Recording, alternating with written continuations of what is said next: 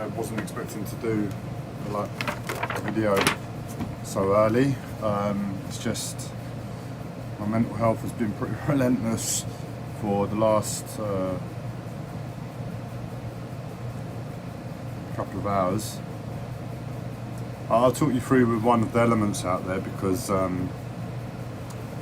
one of the previous videos I was saying, you know, speak up.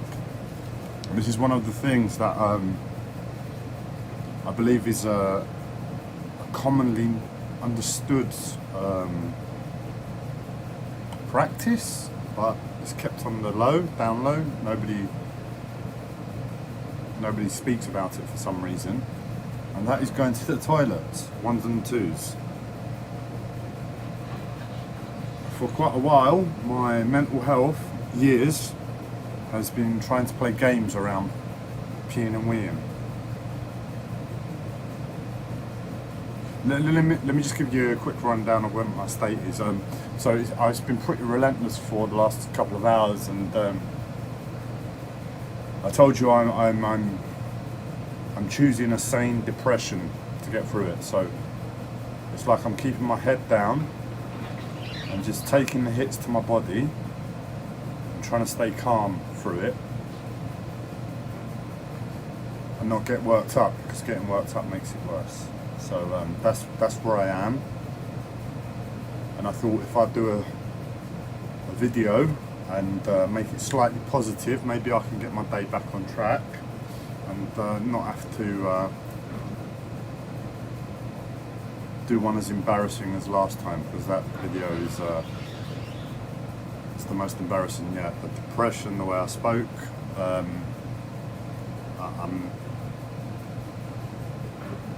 it's going to stay with me for a while, that one. So anyway, yeah, peeing and weeing. My mental health has been trying to put pressure on me to create games and stories and blah blah blah around peeing and weeing and the moon cycle for years now.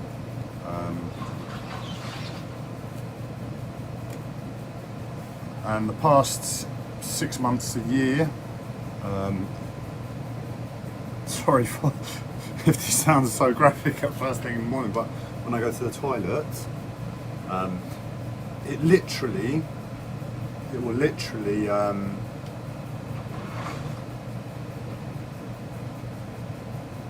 almost crush my body with energetic pressure, and that's where a lot of this recent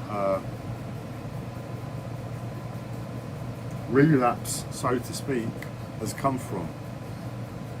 Throughout it, I've had to keep to my sanity and do what I know to be right, what I've learned from the past years of similar experiences, to deal with such a extreme that it's taken into. I'll be honest, right now it's like my mental health, the sensations, they're putting pressure on my hips, and the thing I would otherwise do is take my clothes off, but this works too. So I wouldn't have, I'm not sure if I would. Anyway, this works too, so just tapping my hips. But yeah, peeing and weeing. I believe you all are aware of the situation. You all partake in some way to it. But how it's on the down low and nobody says anything about it, I'm not sure how you will understand how to pee and wee. It's beyond me. Anyways, I have my sane approach to it, and I'm just trying to keep to that, not get carried away, and like I said in one of the previous videos, there's no There's no sex, there's no energy, there's nothing to fight for in that sense. So just trying to remember that, and I can't, the unpleasant sensations have taken a while to accept that I'm going to have to take a beating from them, because they are quite unpleasant. But accepting it and just getting on with stuff.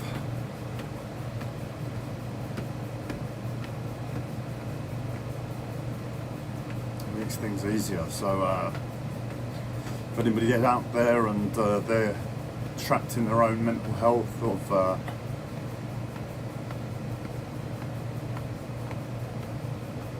having peeing and weeing ruining their lives, send me a message. I'll write down my approach to it. It's pretty simple.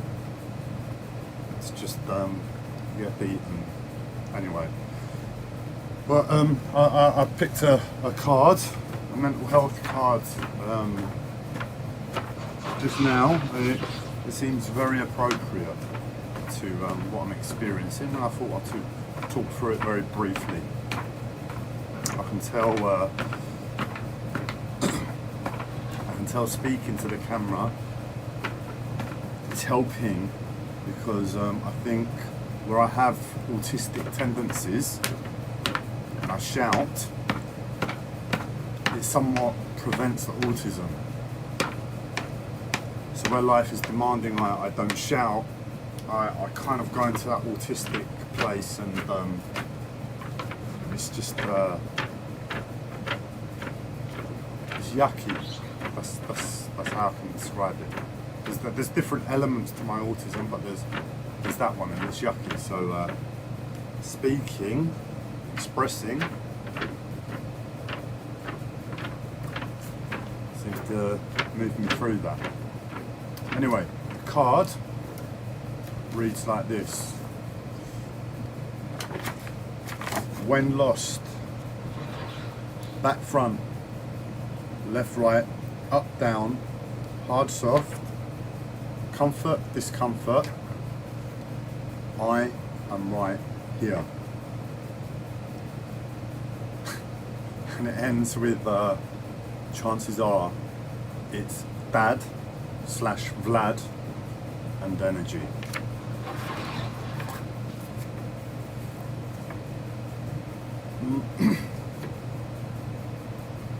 My mental health really does run me ragged.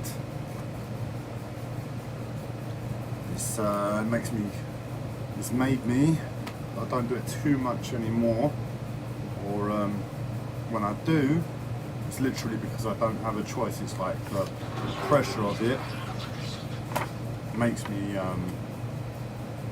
rest, somehow rest in the fight. But I don't do it anymore when I have a choice, really. But what I'm trying to say is it's like whether it be energetically, whether it be physically in my body with my posture,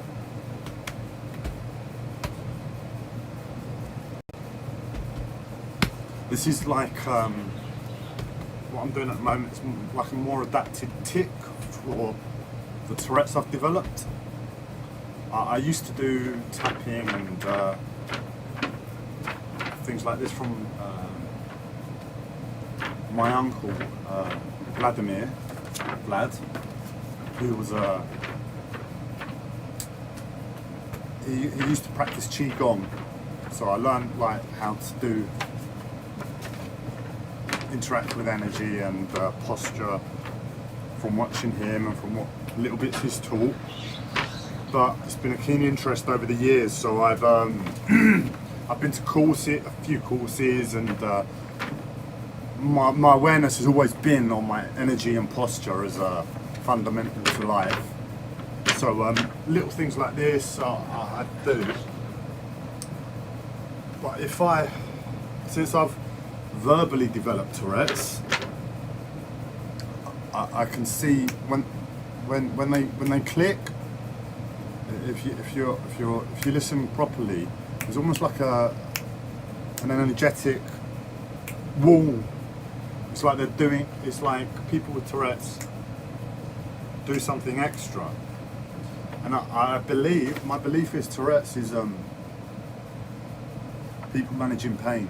That's my own relationship to Tourette's. That's how I've developed Tourette's. It's movement and speech through pain, so you don't feel the pain. And I genuinely believe that's what it is. And for instance, this one, that's a Tourette's. That's almost like a Tourette's clip.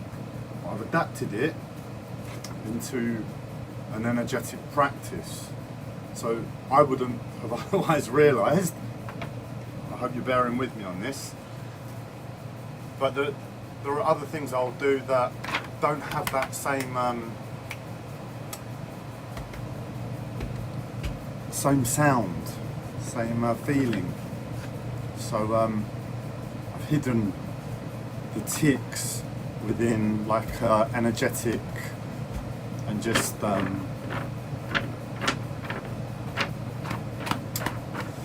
energetic tapping, body circulation. You know, this is a good one. If you hold your arm out like this, RU1. I'm friends with someone on Facebook. I don't know him too well, but his Facebook name is RU Juan, and I know he's put out a video on this before, but I think I've learnt it elsewhere. If you hold your arm out like this and give it a good tap, but if the movement comes from your shoulder or your chest, even better, rather than your hand, it creates like a different sensation, and it just releases the arm. So I've been doing this one for years, but you see what I'm trying to say. This is like a exercise, and through just doing this ordinarily, I've incorporated I don't know if you can hear that. So let's see. This isn't really, I mean, it's got a slight element of the Tourette's tic to it. I'm going to get back to the card in a second. It's got a slight element, but it's only to my ears, and it's mostly in my hand that it's heard. Whereas this one's got almost like a rhythm to it. It almost demands me to do it in this way, and then every so often it will demand that I change the rhythm. I'm just listening and following what the energy in my body want to do, and it somehow creates a sound. Anyway, I thought that might be interesting for people out there this is me trying to balance the unpleasant sensations. I thought that might be interesting for people who would like to have an insight on Tourette's, since I can verbalise pretty much anything. Anyway, so that's basically what this is all about. Whether my energy or my posture is up, down, I'm being pulled left, right,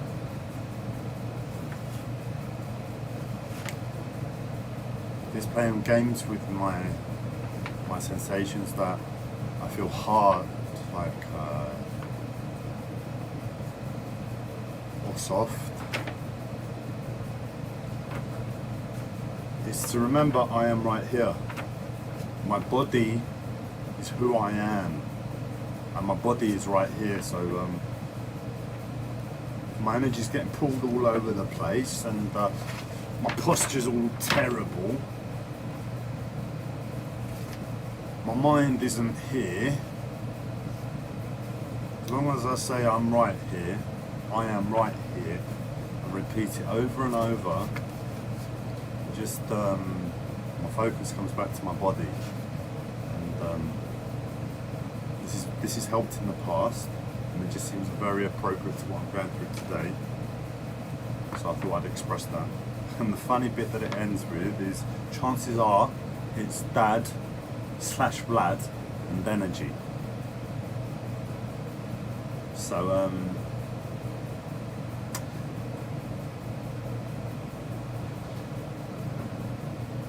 to be honest, I don't recall right this moment what I mean by and energy. But I hold my dad and my uncle Vlad, responsible for my mental health problems, my mental health discomforts. Other people have come into it since. They're the culprits. They've done the groundwork where it is what it is. And I do sense them from time to time. At present, I've been feeling my dad. He's been trying to piss me off. And this is how he's been trying to piss me off. With my dad, I have a very strange relationship as a result of my mental health and viewing him responsible. And literally, it's a black and white relationship whereby if things are going okay for me and I feel him, the best thing I can do is rest in him.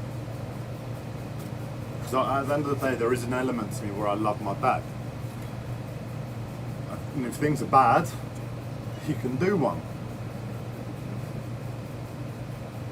But right now, things are bad, and he's coming to me. This experience in my mind is that he's coming to me as if things are good.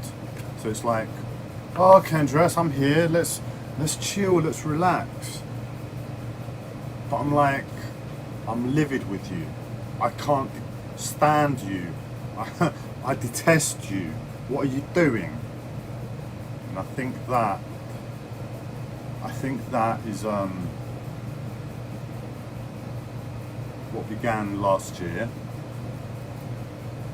March last year, on a more positive admission to hospital, where I really explored John Demartini's breakthrough experience, where you really list all the positives of a situation and the negatives, and it sort of balances it out and equalises it. And I did this because my dad's dead, and he needs to do one spiritually, energetically, and on every level. I don't want him here. Doesn't make sense to want my dad here. So I tried to do this as a clearing process, and I think what I'm experiencing now might be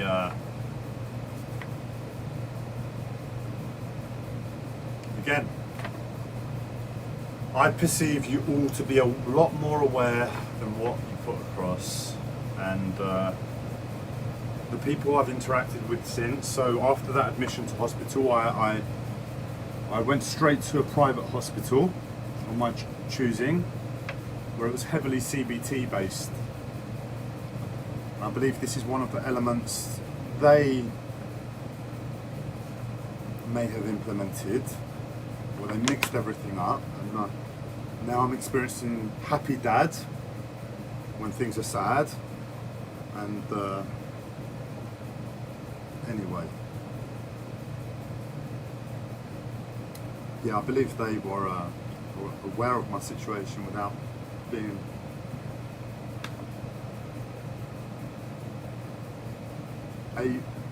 able to, by what we understand from science and society. But yeah, that's it. Chances are it's Dad or Vlad. I am right here. I am right here.